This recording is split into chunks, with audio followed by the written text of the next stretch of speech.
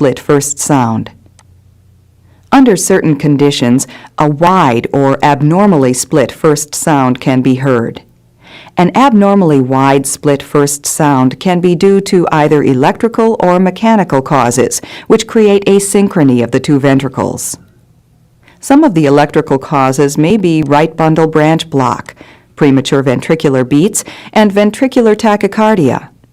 More often, however, in actual practice, an apparently wide split will in fact be caused by another sound around the time of the first.